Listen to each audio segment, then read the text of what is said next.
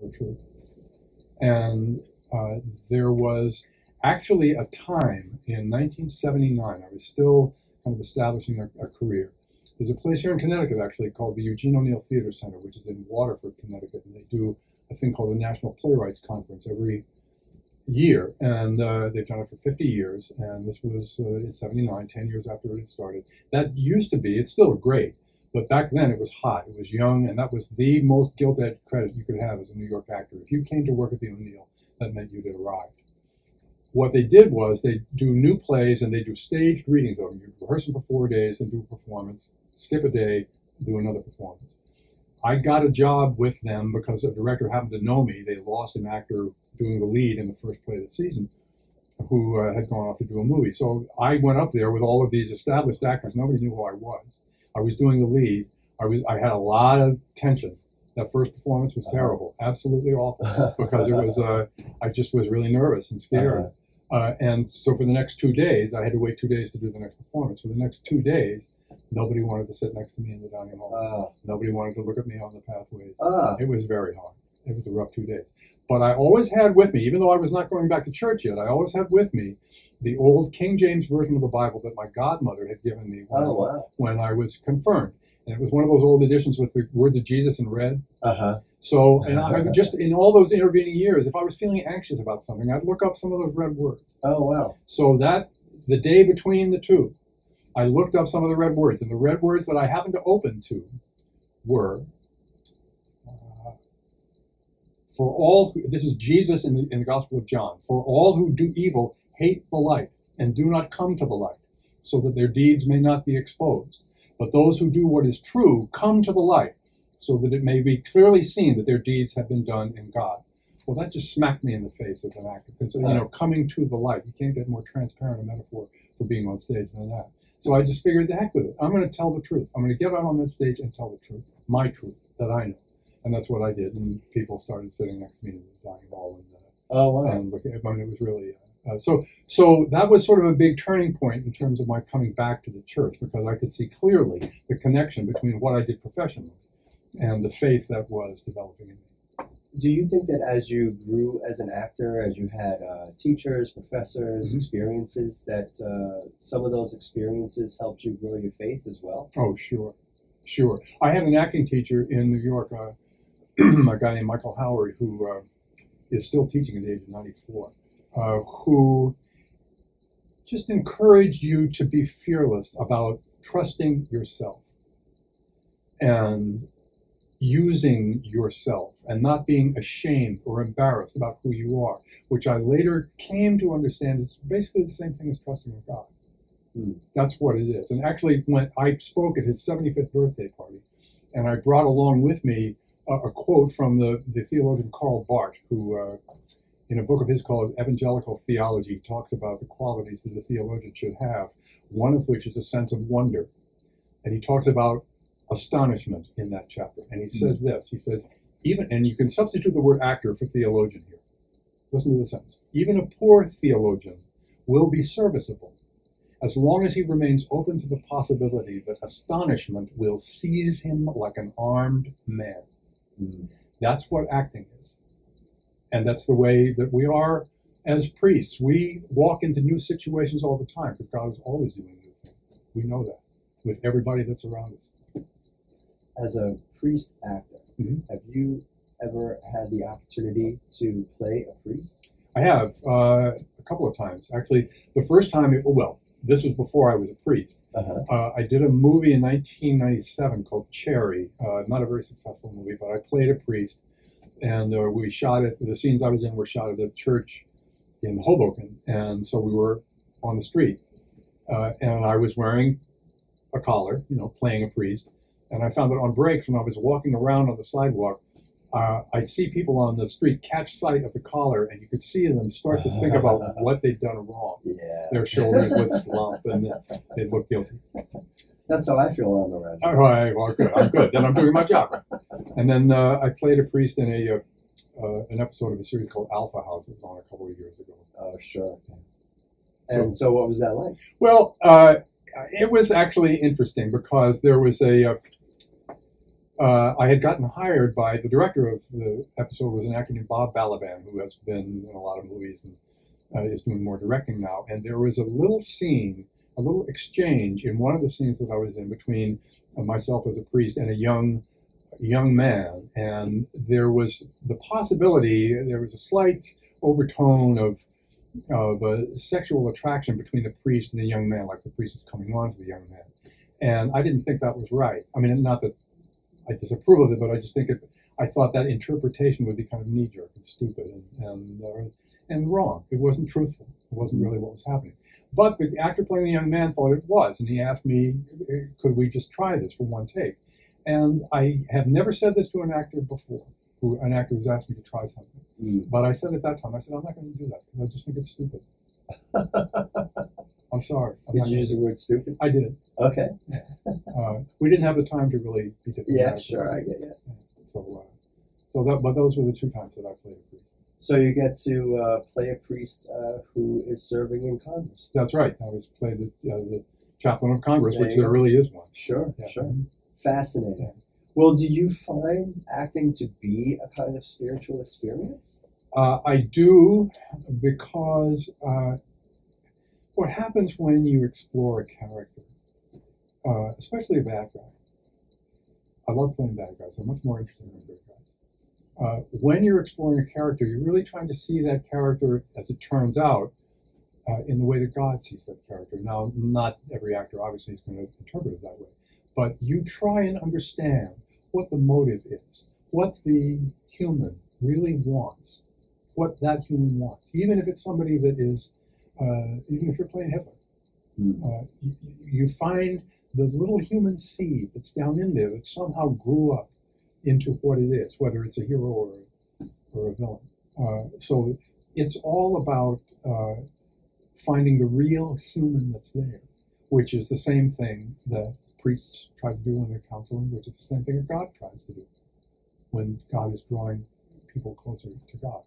But, you know, this is interesting because you talk about the idea of finding that kernel of humanity in a character, but you're really trying to find that kernel inside of you. Yes, that's right. Yes, that's one of the tragedies of people who go into acting because they want to play other people. All you have to use is you yourself. Somebody, Spencer Tracy is another great actor who said, somebody asked him once, don't you ever get tired of playing Spencer Tracy? And he said, who the hell do you want me to play, Humphrey Bogart? No, you find the character traits, the impulses in yourself that line up with the character that you read in the script. That's why you can look at a production of any play, say Hamlet. You look at a Hamlet, you can see 5 different Hamlets and see 5 different plays, Right. because they're 5 different humans that are playing that role. So they're each going to have their own very unique approach to the same text. Well, you're talking about the idea of different characters. Does spirituality for you play any kind of role in the characters you decide to take on? Oh, Or the sure. productions that you'll be a part of? Oh, yeah. I didn't used to define it that way. I used to have a rule for myself I called the 6 Ps. These were the criteria that I used that determined whether or not I took a job. The pay, the part, the play, the people, or the practice. Mm-hmm. If any one of those was, or the place, that's right, if the theater was big enough, if any one of those, but the part was really the most important one of all. If it was a character, I just turned down a part at a nearby theater, I won't name it, that I've worked at before. I turned down a part because it was a part that I'd played many times before. Not that same role, but that same kind of role. Yeah. And I've done enough. I've been down that road before. Didn't need to do it anymore. Well, so from your spirituality, how does that inform your decision? So, like, is there something you would say, well, this is an idea I could explore, this is a part I probably could take, but, or this is why I will take that one? Well, actually, I got offered a, you remember the series Girls, the Lena Dunham, Right, the right. HBO series. I got offered a part on that a couple of years ago that was, I'm 67 now, I was in my mid-60s then. It was a part of an older guy, a rich guy, who liked to party with young girls and liked to do drugs while he did it. But the thing was, it was presented comedically. It was a joke. People were supposed to laugh at it. And I mean, I'm by no means a prude. But this was something that I didn't think you should make fun of. I didn't want to be part of that joke. If it had been a real serious treatment of somebody with a serious drug problem, then I would have done that, because then it would have been an exploration of it. But this was treated as a joke, and I didn't want to be part of that, and so I said no. Did you ever take on a role that you later regretted? Yes, but not well.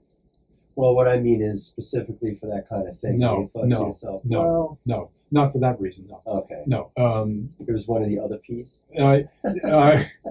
Well, no, it was a play by a wonderful playwright named Tina Howe, which was a wonderful play. But the part that I had got rewritten in a direction that wasn't as interesting to me as the script that I had seen originally. Mm-hmm. It probably was better for the play, right. But for me personally, it just didn't pan out. No, that's something. If you get your start in theater, you generally get a lot more interesting scripts than you do if you get your start in television. There's just a lot more room for depth, and that's what you look for. There's no part to me is too small. Mm. If it's got a real human there, then there's something big to mind. It's like I've done a lot of one-act plays too. I worked at the theater in New York that did a one-act festival every year. There are lots of those now, and this was the theater that really started it. And you really need to do as much work on a one-act play as you do on a full-length play, because the size of the human being is just the same. Right. Well, what about the other way around? I mean, you practice your spirituality in part by being an Episcopal priest. Mm-hmm. How does your experience as an actor inform your priesthood? A lot. I used my experience in, well, all the 40 years I've been an actor, plus in my sermons. I talk about it's the same thing that Jesus did. Jesus talked about the real situations of the people that he worked in and lived, or worked around and lived among. And very early on in my career, I took a class in New York in how to audition. That was taught by a guy named Michael Shurtleff, who was sort of the granddaddy of them all, as far as he was a casting director, and he taught the first really great audition class. And he had these 10 guideposts about, because auditioning is acting, but you have to do it fast. You got like 2 minutes to do it to show them that you have something that's worth looking at.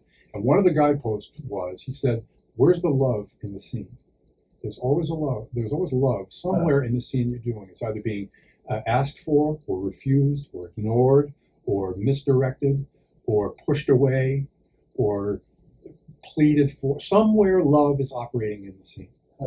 And he was right. And I see that operating in human spirits all the time.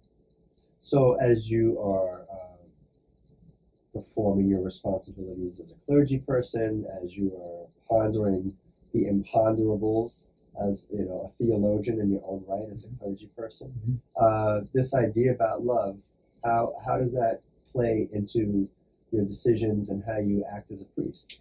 Well, I look for where the person in front of me is, where the love is or is being missed in that person, because even people who are angry,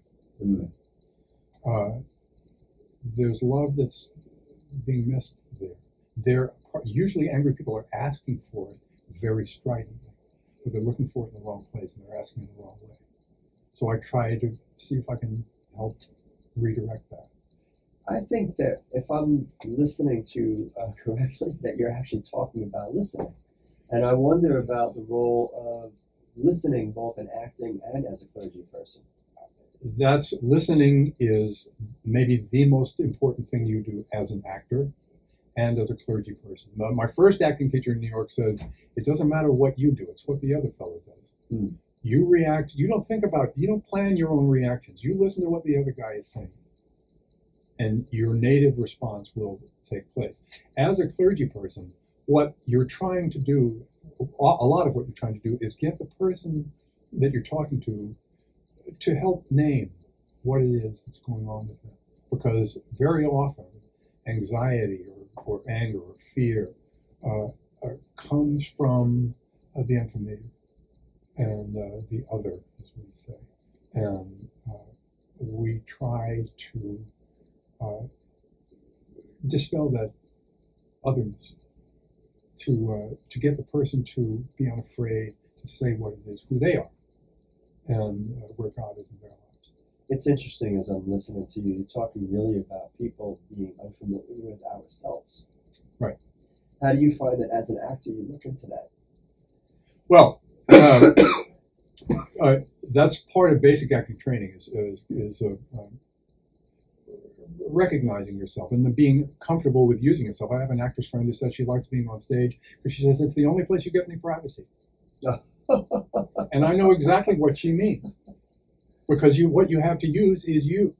He said, Spencer Tracy again. He said Spencer Tracy he had some success younger, but he was mostly an older actor when he was successful. And he said, I don't have looks, I don't have youth, I don't have a body. What I have are my instincts.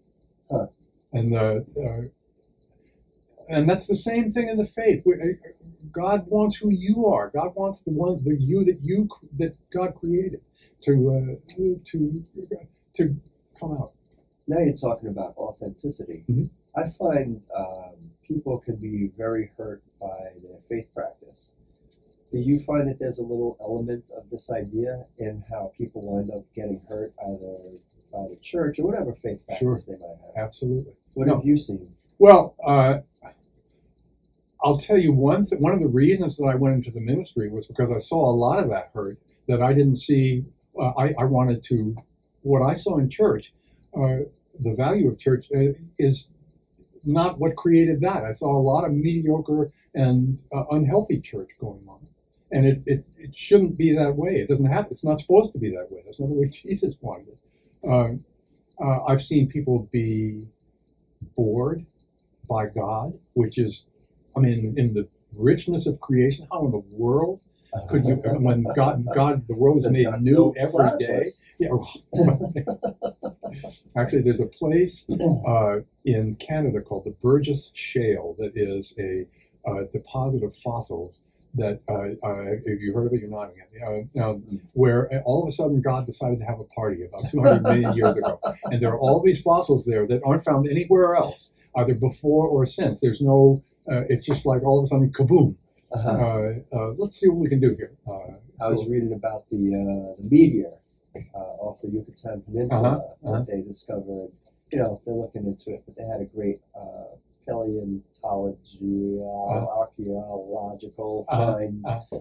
North Dakota was written about over the weekend. It was fascinating. Oh, I didn't see it. Yeah, good stuff. No. But I find that kind of thing to be absolutely fascinating and to be really an insight into the richness of creation. Absolutely. And the church should be, the church essentially, I think, should exist to invalidate itself, because what it wants to do, the church is not the point. God and God's creation are the point. The church exists to bring us all closer to the church that's outside when we go out of the church. And what we do in that hour that we're in church on Sundays is much less important than what we do in the rest of the week when we go outside. We learn the church. I think of it as like a gym. That's where we work out, and that's where we establish good habits, the way you do in any discipline. That's something like acting. You know, you learn that you got to get exercise, you got to eat right, you got to exercise your voice. There are certain work habits, and that's true in anything that you do, that kind of free you. Once you have that discipline, then you are free. You don't have to think about how am I going to get this done. You know how to get it done, and that's the way church should be in its work on the Spirit. Something else, church. Something that I had discovered when I came back to church was that I could be myself and call myself a Christian. In fact, that's the point. You don't go to church to toe a line. You go to church to be you. And we're all different. That's what you walk into any church. I love walking around church and thinking, how the heck did all these different people come here? I mean, it's just these are people who have nothing in common. Well, I like the idea that it's not a finishing school; it's more like a hospital. Yeah, well, that's for sure. Right. It's a hospital where they're having a big party. Right. Well, I hear in that whole explanation, so your approach to church, in the Roman Catholic Church, they still always call it the Mass, and in the Episcopal Church, we have had that as a common term, and Right. some still use it. And that comes from the Latin missa, which means to send, and it's the root for the word mission, right? And so it's a lot like the idea that you come here to sort of get ready to go on your mission, right? Right. So that's a great approach that I think a lot of people follow. Well, I think the church has historically, cyclically, gotten away from that and collapsed in on itself. And I know a lot of priests who think that the church really started to go wrong at the conversion of Constantine in 315, when the church became the official religion of the Roman Empire, because that's when all the money started to pour in, and it all became about power and the trappings, which was not what Jesus was about at all. You don't like to wear that stuff on Sunday, the dress and all the frilly? What the heck? It's a costume. It's like any other. I'm acting on Sunday too. That's it. I was wondering a little bit about how, since you are an actor and that was your first career, sort of how did your first career help you define how you approach your, I'm going to call it a career just for the sake of the sentence, but this career as a clergy person? Well, the church service is a performance. It has a script, it has a beginning, a middle, and an end, and the priest is the one who makes it go. He's not the star. God's the star. But you have to have command of a room, which I learned how to do a long time ago. You have to have a sense of dispatch and taste, which includes silence. I put silence into my services because people have to have a chance to breathe and to reflect upon things. You have to have a feel for the people in the audience. When I was 5 years old, I played the Easter Bunny in a church pageant. This was my first real experience. I remember. So it was written in the stars back then. I remember the feeling. I remember looking out at that audience and thinking, "This is pretty cool." And what was cool was that feeling of communication that between actor and audience, and not between kid and grown-ups. The ages were totally blown out of the water by that experience. But that communication that goes on between a priest and the priest's congregation is the same kind of thing. You know how this is. You'll preach the same sermon at 8 and 10, but it'll be a little different because of the kind of congregation that's in front of you. You'll make alterations, which you feel as you're delivering. That's because you're going through that. You're living through this experience with the congregation together. And it's new every time. Well, I love that you use the word communication. And I think that a lot of people are put off by their church experience or whatever kind of faith practice they had because they think it's a one-way experience. And it certainly is not. No, it certainly is not. It often is treated that way too often. That's one of the reasons that I got into the ministry, because that's not supposed to be that way. And the priest learns plenty from the congregation. It's you know this. It's not a matter of whether you like it or not. Whether you like it or not. That's right. Yeah, but all progress is good in that way. All progress. It may be painful, but it's good. Well, I want to pause just for a moment for a station identification for two reasons. One is because we've been on at 1 o'clock. It's 1:30. We're supposed to be done. But one of the things I do is record the show and then I put it up on a podcast. And I also record it and put it on YouTube. And Jack, you might have seen me pressing some buttons before. That's because I didn't press them before we started. I tried not to So know. everybody out there in Radio Land, if there is anybody out there in Radio Land right now listening, we're going to keep talking because we don't have a show on after us, and we're going to just sneak a couple more minutes in here. Sure. So for the YouTube and the podcast, we get a full 30 minutes in. But this is WHUS. My name is Reverend Brian Blair, and this show is called Crossroads, where we ask our guests to talk about the intersection of their faith life and their everyday life. Our guest today is Jack Gilpin, who is both an actor and a priest. And Jack, I just want to maybe round this off with one final question. Let's imagine you were given the opportunity to come onto a radio show, and you could say anything that you wanted, both being an actor and a priest. What would you want to say on that radio show? I would quote actually the first letter of John in the New Testament. He says, "Perfect love casts out fear." I would say that to any actor and to any human being. Because actors have to be fearless. Mm. Even when you're afraid, you have to go forward, and that's true of humans too. And it is love that is perfect. And I don't mean you have to try to be perfect, but when you have love that casts out fear, that's perfect love. So the way to get through your fear is to love. Would you be comfortable substituting the word perfect with pure? Yes, sure. Sure. That's a great way to end any show. Jack, it was really nice having you on. I hope you had a good time. I did, Brian. It was great to be with you. Great. It was a real gift to have you around. Everybody, WHUS Stores, 91.7 FM out of the campus of UConn here in Connecticut. My name is Reverend Brian Blair. Thanks for being here for this edition of Crossroads.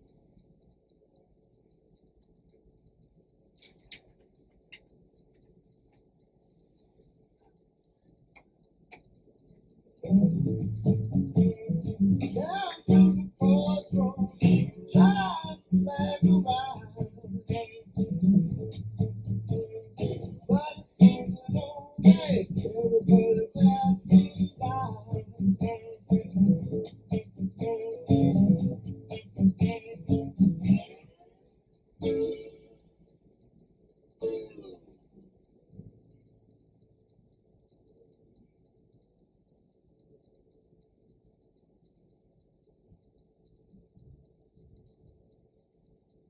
Should you know? I like it.